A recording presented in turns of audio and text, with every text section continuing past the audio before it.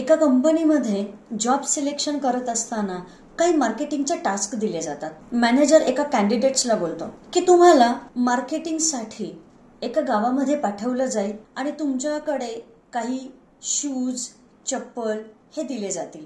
त्या गावामध्ये जाऊन तुम्हाला विक्री करायची आहे. तर तो कॅन्डिडेट्स म्हणतो की ठीक आहे. तो त्या गावामध्ये पोहोचतो आणि पोहोचल्यावर पाहतो की तिथे कोणीच शूज, चप्पल, सॅन्डल काहीच घालत नाहीये. त्याला प्रश्न पडतो की इथे जर कोणीच शूज घालत नाही, चप्पल घालत नाही, तर इथे आपण कसं मार्केटिंग करणार आहे, कसं आपण विक्री करणार आहे. तो थेट तिथून लगेचच निघतो आणि मॅनेजर पाशी येतो. मॅनेजरला तो सांगतो की तिथे कोणीच चप्पल घालत नाही, शूज घालत नाही, सॅन्डल घालत नाहीयेत, तर मी विक्री कसं करणार आहे. त्यानंतर मॅनेजर त्या कॅन्डिडेट्सला बोलतात ठीक आहे, तुमचं सिलेक्शन झालंय की नाही हे आम्ही तुम्हाला कळवू. त्यानंतर दुसरा कॅन्डिडेट्स येतो आणि दुसऱ्या कॅन्डिडेट्सला सुद्धा सेम टास्क दिले जातात. दुसरा कॅन्डिडेट सुद्धा त्या गावामध्ये पोहोचतो आणि पोहोचल्यावर तो पाहतो की कोणाच्याच पायामध्ये शूज नाहीये, चप्पल नाहीये, सॅन्डल नाहीये. तो लगेचच खिशातून मोबाईल काढतो आणि मॅनेजरला फोन करतो. मॅनेजरला सांगतो की मी इथे 100% काम करू शकतो, की इथे मी जास्तीत जास्त विक्री करू शकतो, कारण इथे कोणाच्याच पायात चप्पल नाही, शूज नाही, सॅन्डल नाहीये. यावर तो मॅनेजर विचार करतो आणि त्याला सांगतो की ठीक आहे, तुम्ही येऊ शकता. मित्रांनो, आपल्याला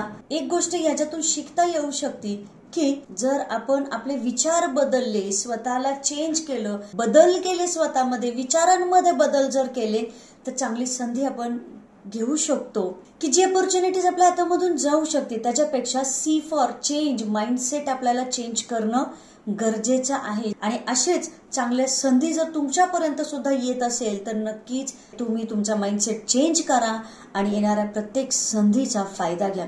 ही गोष्ट तुम्हाला कशी वाटली खाली कमेंट्स मध्ये नक्की कळवा. आणि असंच A for positive attitude, B for best ही स्टोरी तुम्ही नक्कीच ऐकलेली असेल. सी फॉर चेंज ही पण पहा आणि पुढच्या सगळ्या स्टोरीजसाठी आपल्या चॅनलला सबस्क्राईब करायला विसरू नका. धन्यवाद.